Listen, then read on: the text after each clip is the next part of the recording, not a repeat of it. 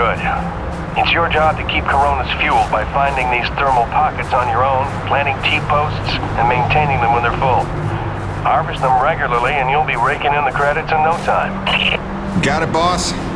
I think this work is just my speed.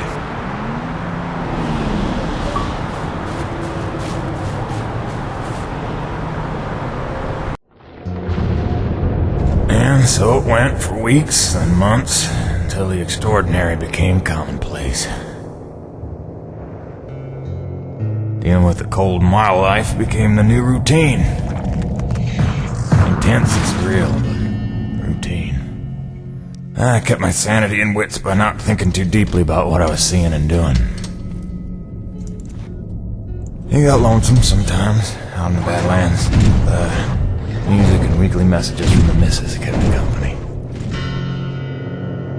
I was making great dough, getting choice contracts. That was the point, after all.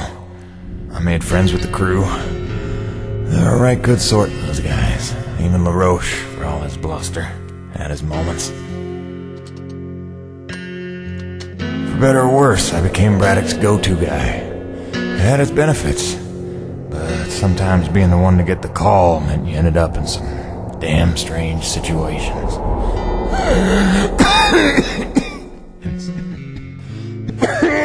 What's wrong? Plenty. Harmonizer's almost out of juice. The one time I want an acre to attack.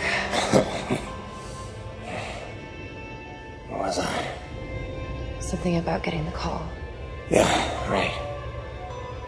Well, now you know how hard it is to communicate off-world. In those days, Nevek had a workaround.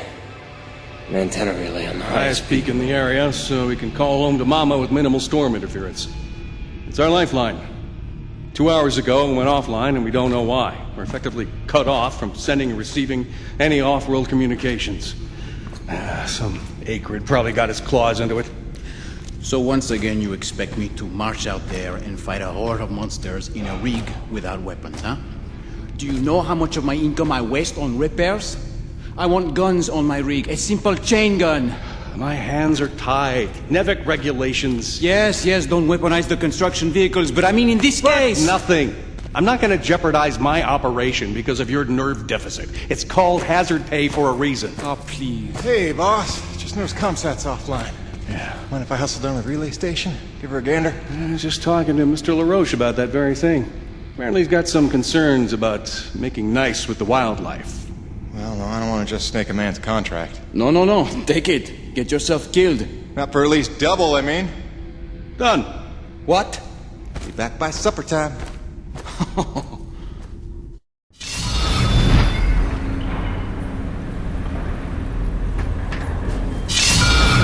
Quartermaster Bowers would like to inform the crew that new stock from the latest supply drop is now available.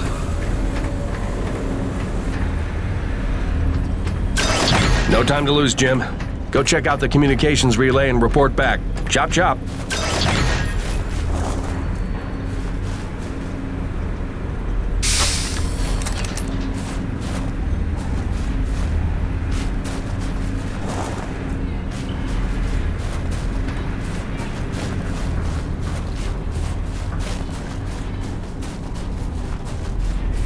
Mr. Payton, this is Dr. Kovac. Can you read me? Loud and clear, Doc. And I told you can call me Jim. As you like, Mr. Jim. I was hoping you could pay me a visit in my lab, as your circumstances and logistics allow. Oh, and I believe I'm to mention that remuneration is involved. So you have a job for me?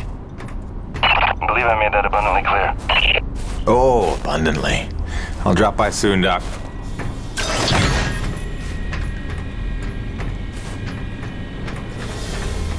Hey, Jim. I was just telling Thomas about when I was a Legionnaire stationed. Attention, lockdown lifted. Cleanup crews report for duty. Slide past 7 is condition red and ready for clearance.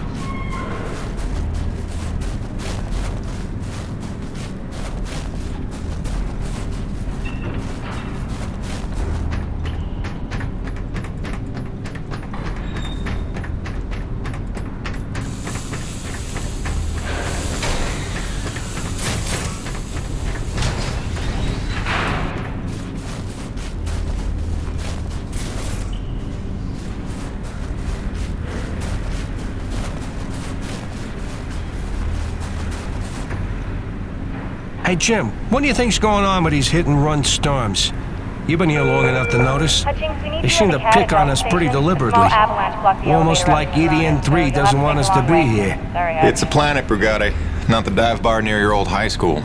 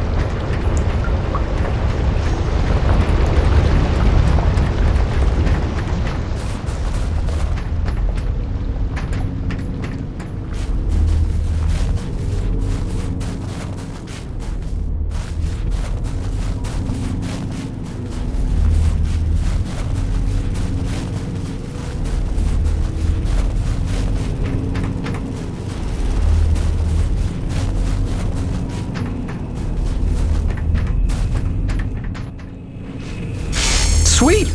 Let's do this thing!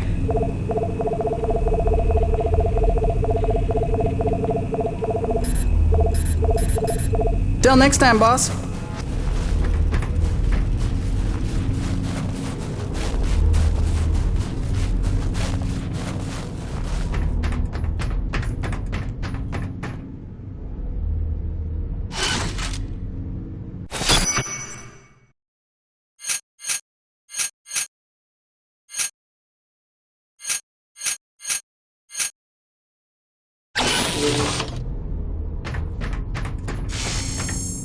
What'll it be?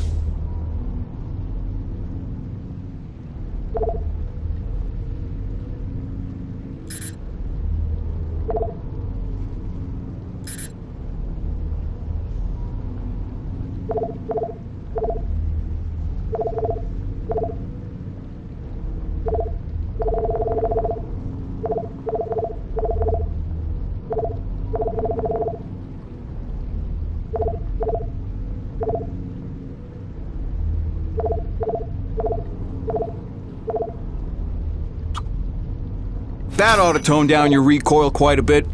Smart purchase, no question.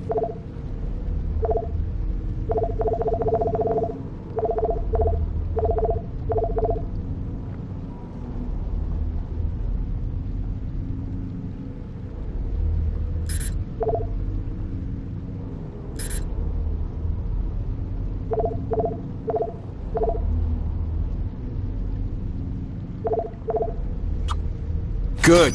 That upgrade's a must in my book. The less... See you later, Jim.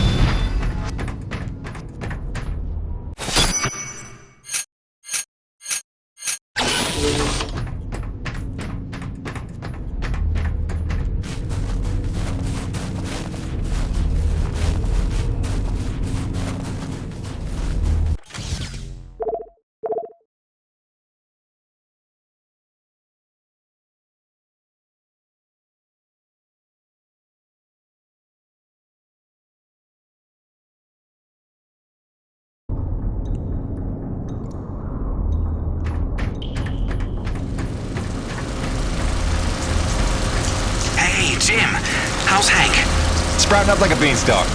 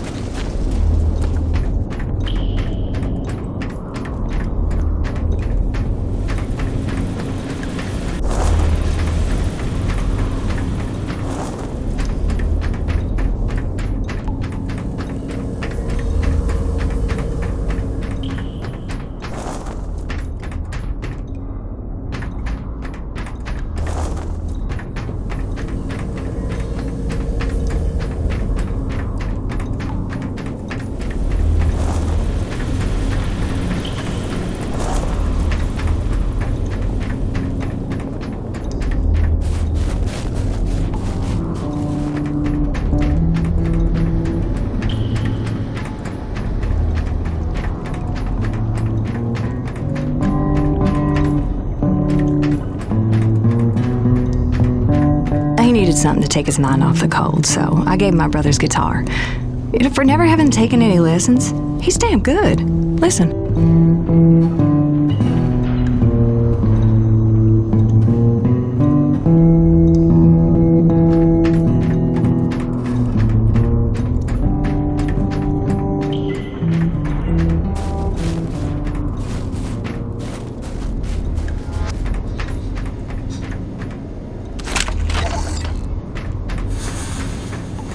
Any idea how hard it is to keep a hot meal hot?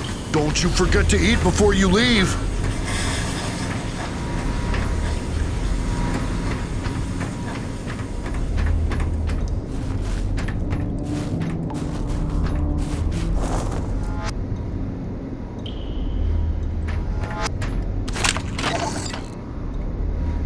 Know why they call him Old Man Braddock?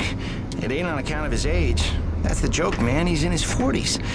Guy's been so stressed out since he's been running this operation, he's put in a dozen years in a matter of months.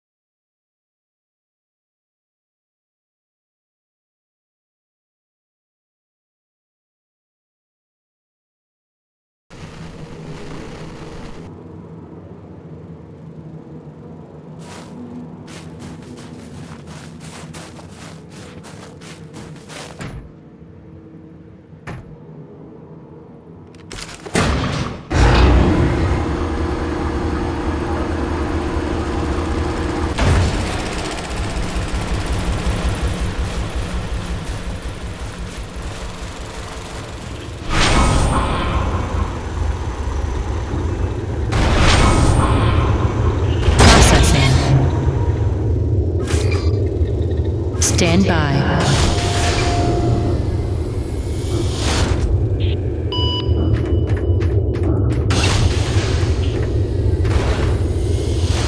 Remember that 800-page questionnaire we all had to fill out before we came to this planet?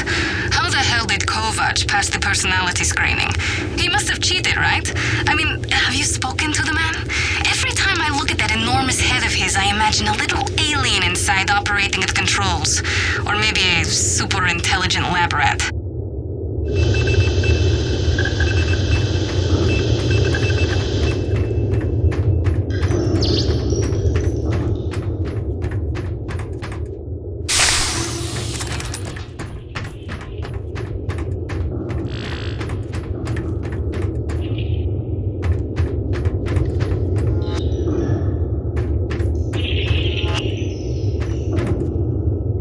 Exposure to the extreme cold reduces blood flow and constricts your blood vessels, reducing your circulatory system's overall volume and increasing your blood pressure. This causes your body to reduce fluid volume by getting rid of the excess water. So in other words... When you get cold, you want to pee. All right. Thanks for that. No problem.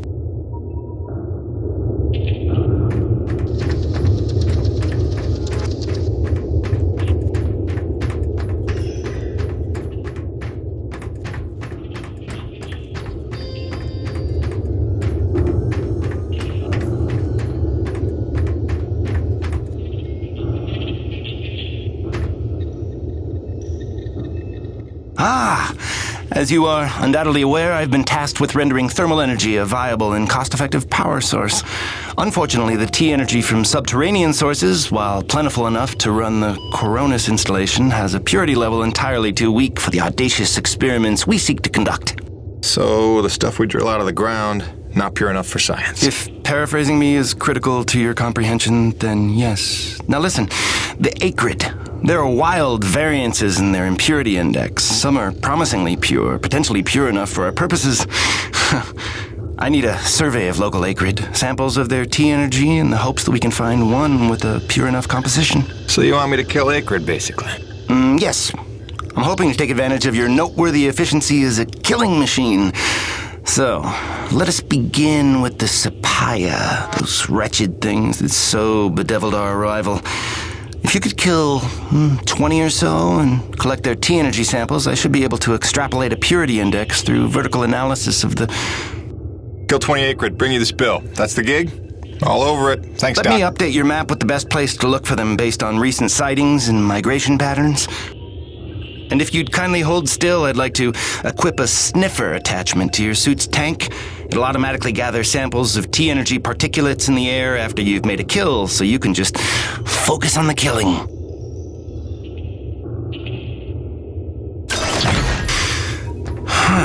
Such pitiable incuriosity.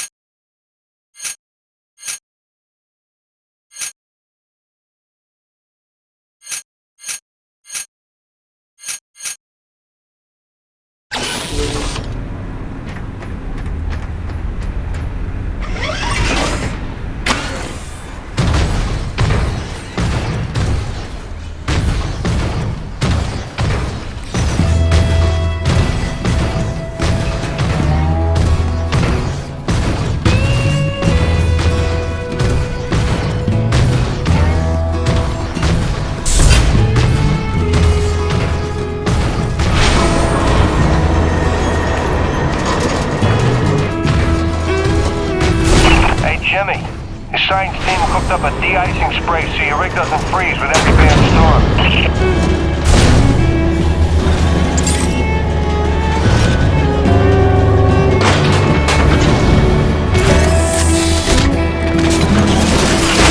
Alrighty, commencing anti-icing procedures. The spray ensures your rig won't freeze in place the second you step outside, but its protection is limited to storms rated below Cosmo class. Copy? Anything beyond that? No guarantees.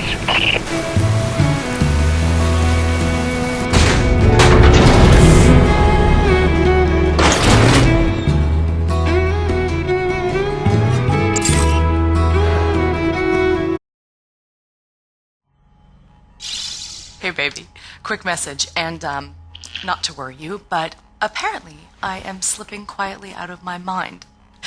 Today, I spent the better part of 20 minutes looking for a hat that I was wearing.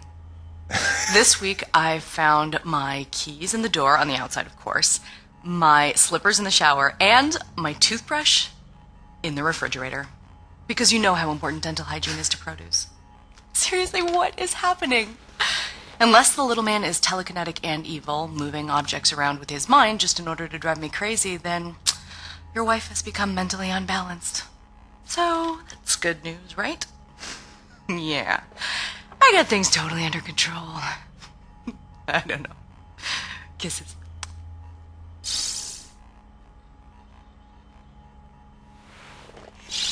Hey, baby. Quick message, and, not to worry you, but apparently I am slipping quietly out of my mind. Today, I spent the...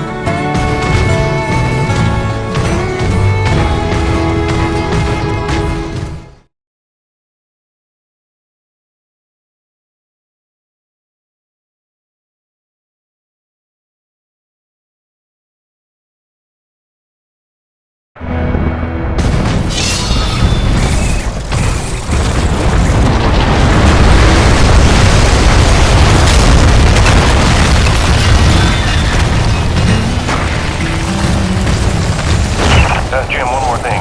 There's a pump jack near the fueling depot that's frozen clean already. It's on your way to Shackleton's Peak, roughly. You should make good time getting there. Stop by and clear it off with your rig. In fact, you can consider that a standing contract. Anytime you see a frozen pump jack, just clear it off and